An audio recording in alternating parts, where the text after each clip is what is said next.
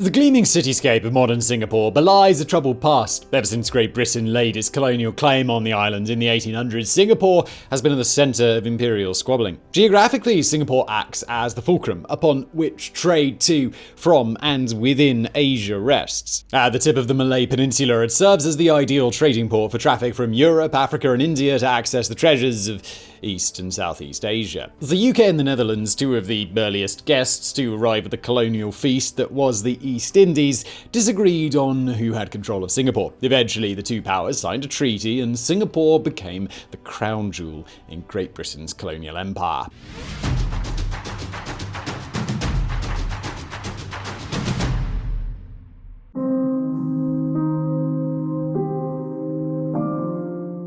However, as the 20th century rolled around, countries in Asia disrupted the status quo. The Indian independence movement against British colonial rule was underway, and Japan, tired of seeing the Western powers resting on their laurels, envied an empire of its own. A series of early successes, victory in the Russo-Japanese War and territory gains after World War I, launched Japan among the ranks of premier imperial powers in Asia. As Japan's imperial ambitions grew, so did their need for oil and other resources. Historically, if a country needs resources in Asia, Singapore was often at the center of the supply chain. With their war machine running dry of oil and international trade embargoes resulting from the campaigns of said war machine forecasting further oil droughts for Japan, the growing empire set its sights on obtaining resources by other means. Japan's planned empire-building campaign spanned the Pacific Ocean and Southeast Asia. It included their attack on Pearl Harbor, the conquering of Thailand and Malaysia, and the eventual goal of total control over the oil-rich regions of Java and Sumatra in Indonesia. Japan's imperial expansion went according to plan at first. Their attack on the US Navy gave them freedom in the Pacific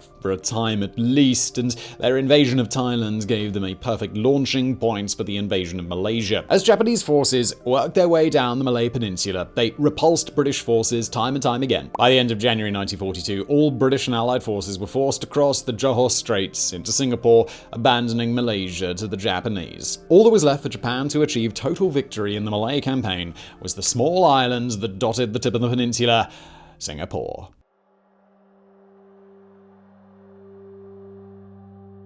Winston Churchill could not have predicted the disaster that the battle for Singapore would be. That might have been because of his mistaken perception of the situation. To Churchill, Singapore was an island fortress surrounded by, as he put it, a splendid moat. The commanders on the ground, though, saw the reality. They thought that defense of the island was pointless. Fortifications on Singapore Island itself were scarce, if any. The British defense plan for the island was based on preventative measures from afar. The naval base on the northeast of the island was meant to ward off attacks from the sea. The artillery there was loaded with armor-piercing bullets meant for ships, not the explosive rounds commonly used against land forces.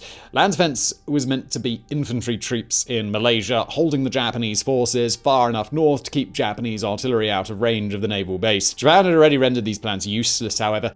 Earlier in the Malay campaign, the Japanese Air Force had sunk two major British naval ships, the Prince of Wales and the Repulse.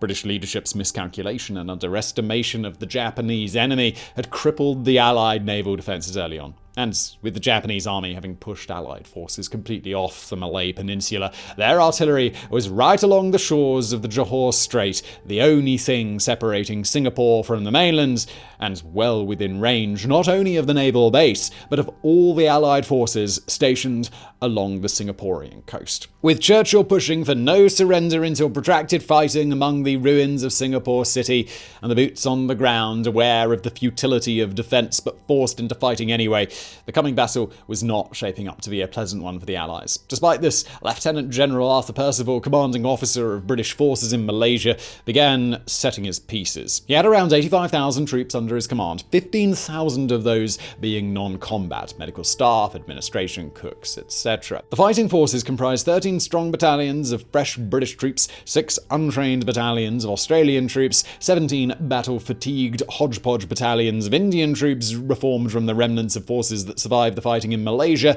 3 regular Malay battalions, and 3 battalions from the Straits Settlements Volunteer Force. The Allied forces in Singapore were large, but far from full fighting strength. Nearly all the troops, save from the British battalions, were worn out from fighting in Malaysia. Their morale was low from months of constant retreat, and their nerves were shot from the impending onslaught of the Japanese invasion. General Percival was convinced that the Japanese army would cross the straits in the northeast and attack the naval base. He stationed the freshest and best trained troops along that shore. Along the northwest coast, the stretch where the straits were the narrowest, he placed forces mainly comprising fatigued or untrained Australian and Indian battalions. He stationed the Malay and Strait Settlements forces along the southern coast closest to Singapore City. General Percival kept only 1 Indian battalion in the centre of the island as a reserve force. On the Japanese side, General Yamashita, seemingly reading General Percival's mind, assumed that the Allied defences would be strongest along the northeast coast by the naval base. So, the Japanese general set up the bulk of his attack on the northwest. The initial Japanese invasion in the northwest would see 16 battalions backed by a tank regiment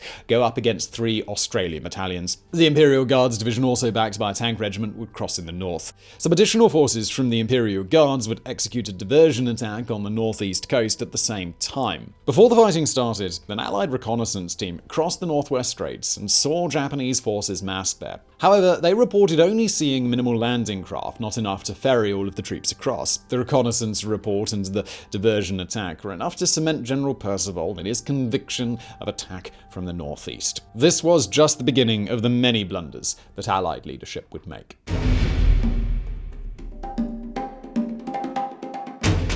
Japanese artillery began barrages on Singapore Island on the 4th of February 1942, 2 days before the reconnaissance team would report their sightings. It would be 4 days of artillery bombardment before Japanese forces would make their move. On February the 8th, shortly after 8:30 p.m, Australian troops sighted Japanese landing craft crossing the Johor Strait.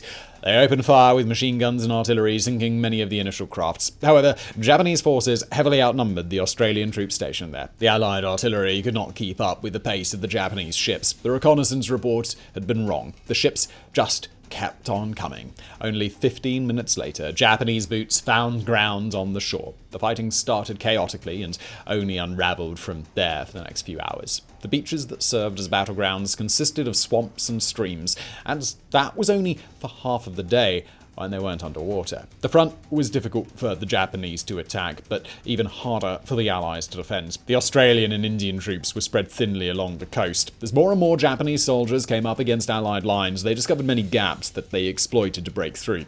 The defending forces retreated to prevent an attack from their flanks. By midnight, the Japanese army was pushing off from the beaches. By the time February 9th rolled around, thousands of Japanese troops had landed and were pressing inland. In response, Percival committed another blunder. He sent only the single Indian Reserve Battalion to reinforce the lines. Still strong in his conviction, he kept his freshest, strongest forces on the northeast coast. The Allied reinforcement did not faze the Japanese. They continued pushing forward and soon captured the Tengah Airfield, pushing the Australian and Indian troops back to the Jurong Line. The Jurong Line was a defensive front Allied command had surveyed in preparations for the battle. It spans a large part of the west of the island, though further inland from the beaches. If Allied forces could hold the Jurong Line, they would have a good chance of defending the rest of the island, despite the west quarter of the island being under Japanese control. With Allied troops setting up new defences along the Jurong Line and Japanese forces advancing eastward towards it, a violent clash was in the making. However, very little fighting actually happened along that line for 2 reasons. First, on February the 10th, the Imperial Guards began their crossing of the Northern Straits and their assault on the Australian forces stationed there.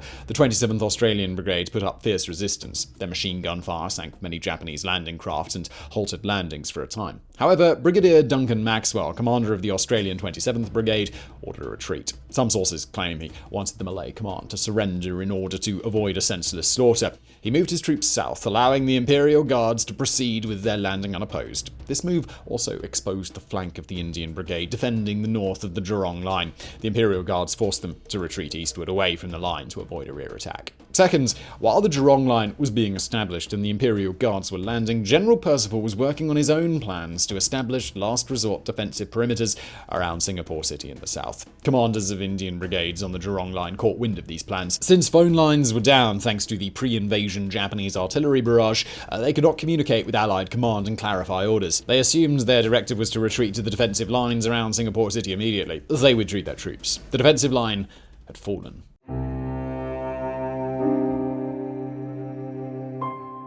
General Yamashita continued his advance from the west and the north. General Percival was desperate to regain some control over the battle. He took elements from forces stationed in the east and created the Tom Force. His plans were to use these extra troops to counterattack in the north and hold up quickly the forming gaps. However, these hopes were soon dashed as the oncoming Japanese quickly repulsed the counterattack. February the 11th saw continued improvements for Japanese forces. They advanced swiftly through the Allied lines and captured Bukit Timah, a major road junction vital to transport on the island. The important supply depots along the road were now under their control. Allied forces were in disarray and continually falling back. However, the Japanese advance slowed. Japanese forces were far from home and stretched across the length of the Malay Peninsula. The lack of rail lines and the speed of their advance translated into supply shortages. General Percival ordered counterattacks to retake Bukit Timah. However, despite the Japanese shortage of ammunition, they fiercely resisted the Allied attacks and successfully warded them off. Imperial guards from the north soon helped restart Japanese advances. They pushed south, causing the Australian forces under Duncan Maxwell to retreat yet again, leaving the neighbouring Indian forces' flank exposed. Further Japanese territory gains forced Allied troops to move south and abandon the naval base in the north. Again, finding himself in a desperate situation, General Percival patched together another makeshift unit, the MassyForce. Its goal was similar to the Tom Force, to plug the ever-developing holes in defensive lines. February the 12th saw potential good news for the Allies. The 22nd Australian Brigade held their ground against advancing Japanese forces from the west. However, this good news was short-lived. Japanese forces in the south continued their advance southwards and captured the three main reservoirs in the centre of the island. The water supply to Singapore City was now under Japanese control. This effectively started the timer on Allied defences. At noon, General Percival ordered all Allied troops to retreat to the final defensive line around Singapore City.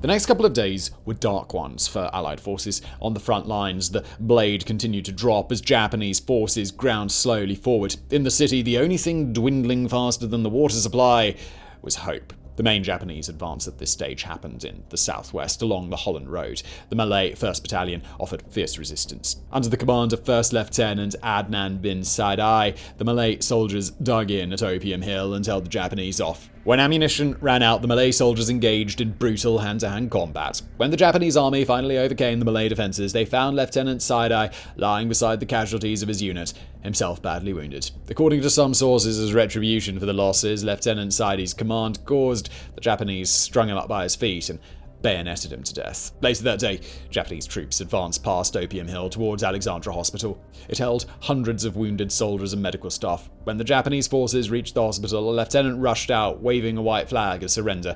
Japanese forces bayoneted him to death as well. They proceeded through the hospital and stabbed patients and doctors to death. Some sources claim 2 of the victims were patients under anesthesia on the operating table.